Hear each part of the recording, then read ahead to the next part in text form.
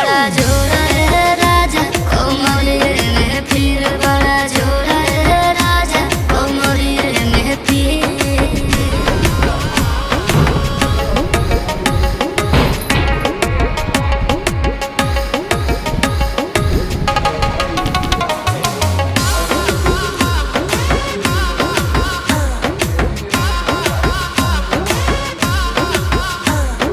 बोला धनी डॉक्टरिया बहता बोलाई खैबू दवाई कि सुई लगवाई दिनमा में फल फूल विटामिन खियावेला रात में नरजी तू खर्चा करावेला हो तो मजबूरी बुझ होई तोहर राजा सहतनी साजा